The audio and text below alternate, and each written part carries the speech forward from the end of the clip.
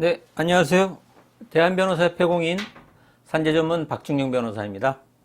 오랫동안 산재전문 변호사로 활동을 하면서 수많은 산재 사건을 다루었는데요.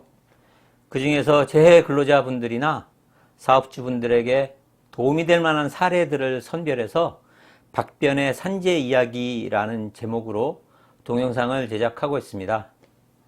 오늘은 그 66번째 시간으로 산재 사고와 손해배상 청구 절차라는 주제로 이야기를 해볼까 합니다.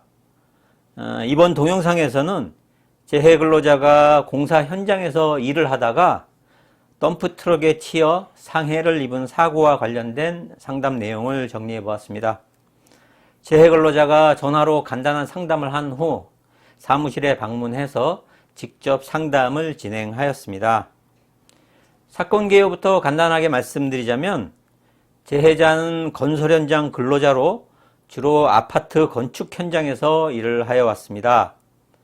사고 당일에 공사 현장에서 일을 하다가 덤프트럭에 추돌하는 사고를 당하였습니다.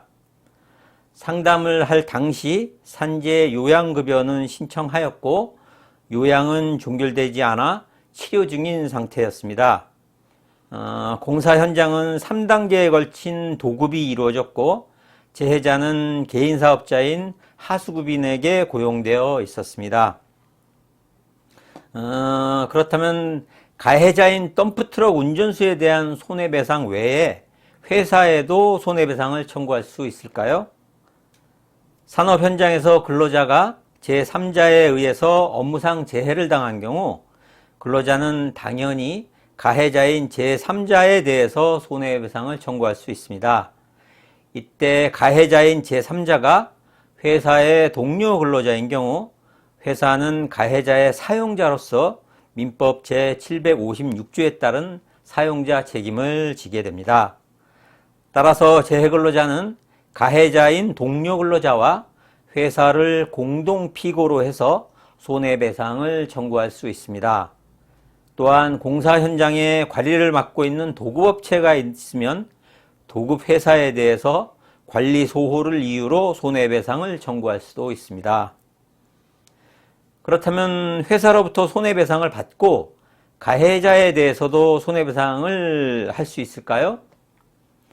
불법행위에 의한 손해배상에 있어 공동피고들은 부진정 연대채무 관계에 있습니다.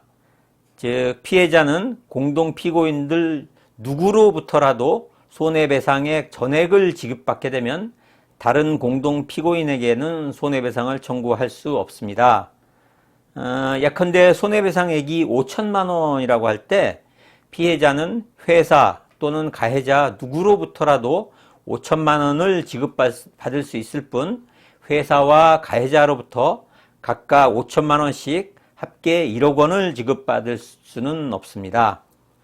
다만 회사가 5천만 원을 지급하면 회사에서는 과실 비율에 따라 가해자인 동료 근로자에게 별도로 구상금을 청구하게 됩니다.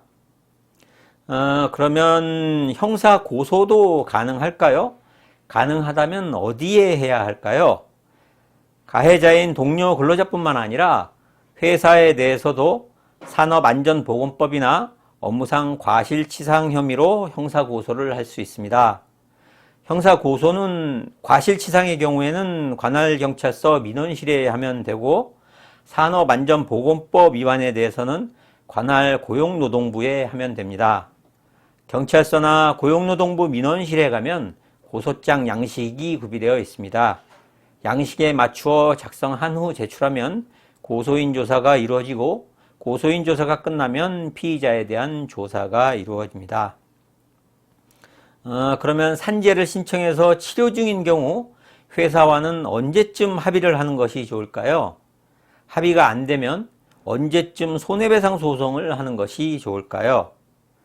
산재 사고가 발생한 경우 회사 등에 대한 손해배상 합의 또는 손해배상 소송은 산재 요양이 종결되고 장해급여를 신청해서 장해 등급이 결정된 이후에 하는 것이 좋습니다.